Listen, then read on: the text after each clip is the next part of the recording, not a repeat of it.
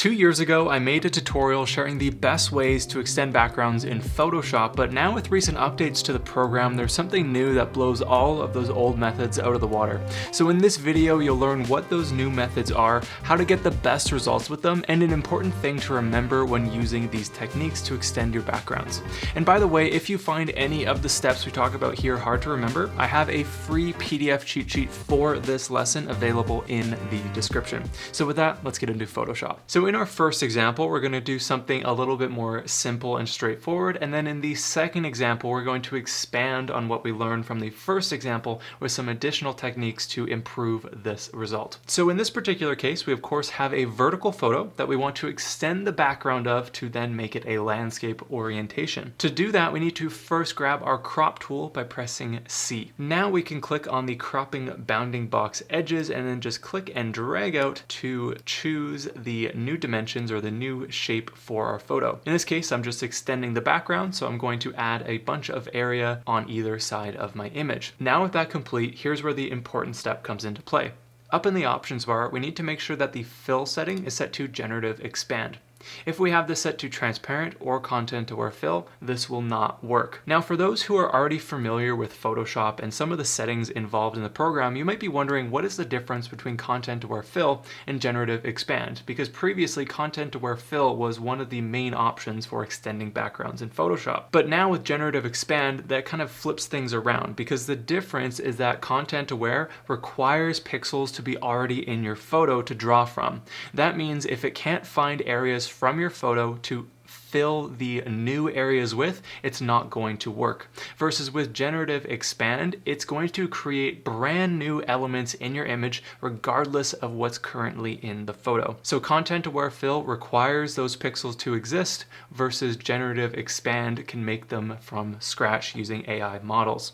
So with generative expand selected for the fill setting, we can either choose generate in the contextual taskbar, or we can go and press the check mark in the upper options bar. Photoshop will take a moment to load this result, and depending on the specs of your computer, it might take longer than others, but I'll just meet you when this is complete. As you can see here, Photoshop has now extended the background for us, and it has filled everything in using AI, so it didn't actually sample any pixels from our original image. Everything you see here is brand new.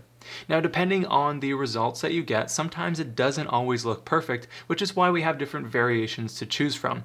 In the properties panel that automatically appears after you do this, you'll have the variations section where you can click between the different options to essentially give you different looks for the background extension. Sometimes they work really well, sometimes they don't, but hopefully you're able to find something that looks good for you. In this case, the first option looks pretty nice in this case. Now, what if you go through all three options here and none of them look very good? Well, in that case, what you can do is just press generate here in the properties panel, and it will regenerate all of the areas that it just filled in, basically giving you an additional 3 options to choose from. Now in the variations section, you can see that I now have 6 options rather than the original 3, and once again I can click between the different choices here to get different looks of my extended background. So if you just want to see what Photoshop can do for you, I'd recommend just generating a few different versions for yourself, but in this case I was pretty happy with the original or this second one here.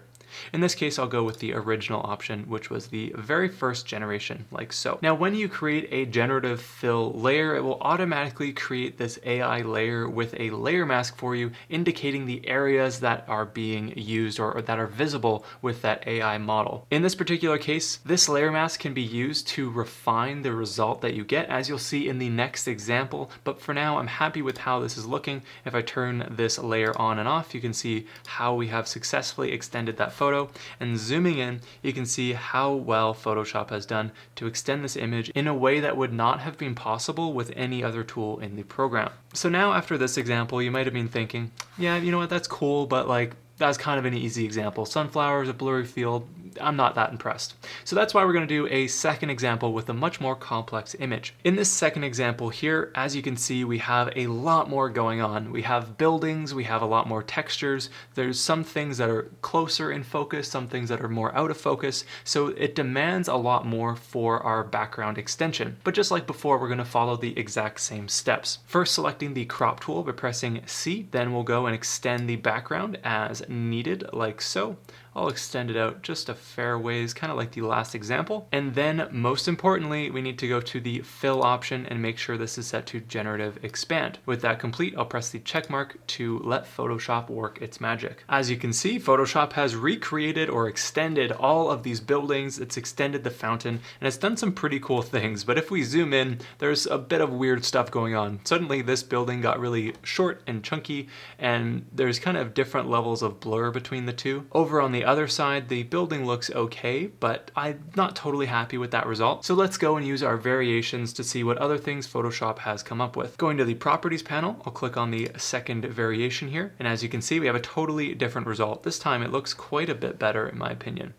Going to the third option, let's see what we have here. I think that actually looks the best of all, at least on this side, and I don't know what's happening over on this side of the photo. We got like a leaning building for some reason. So this brings up an interesting problem when you're extending backgrounds using AI, because oftentimes if you're extending both sides of your photo, one side might work well, but the other side doesn't. So that's where we can actually use our layer masks and use two separate AI models for either side of our background. So in this particular case, I like the look of this side of this model, but I do not like the look of this side. So that means we're going to duplicate this Generative Expand layer. By pressing Command or Control J, I'm going to duplicate that Generative Expand layer to create a copy of it. This time I'm going to go and click on a different variation, one that I like the other half of the photo for. In this case, I'm pretty happy with the first example. I would call that good enough, or maybe we could actually go and generate a few more options. So let's click on the properties panel and then click on Generate to generate a few more options for us to fill in the other half of our photo. This already looks quite a bit better. I can click on the other variations to see what Photoshop has come up with.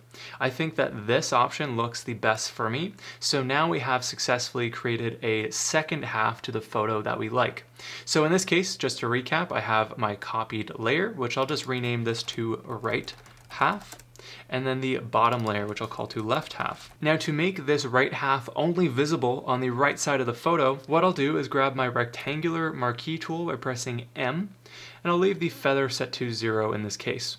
Now clicking on the right half layer mask, I'll click and drag out over the left half of the photo to create a selection right down to the middle part. We want to make sure that this selection comes all the way in and overlaps past the edge where we originally extended from. That way things will blend in a lot nicer. Now with this active selection, we want to fill this selection area with black so that it will make it invisible on this right half layer mask.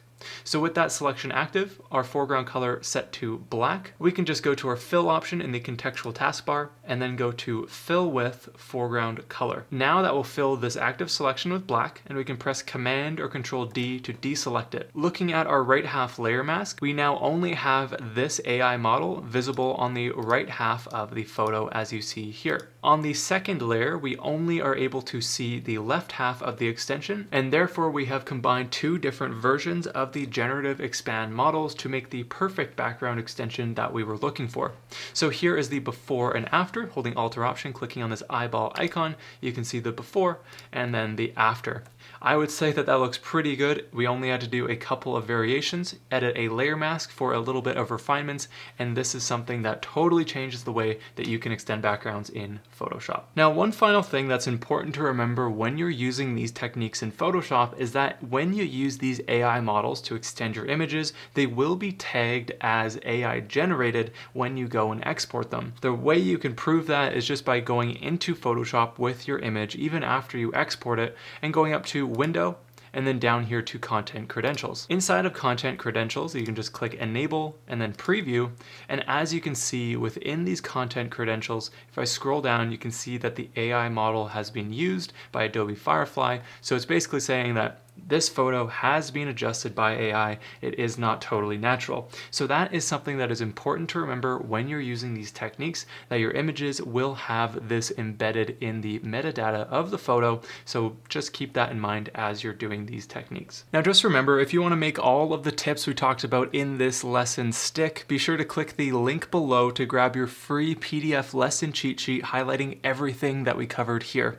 All you need to do is type in your name and email, then click the the button and the PDF guide will instantly appear in your inbox. You'll also get added to the Cheat Sheet Club, so you'll get notified about more free downloads for all my future lesson guides. Again, just click the link below to access that free lesson cheat sheet for this video, and with that, I'll see you back here next time.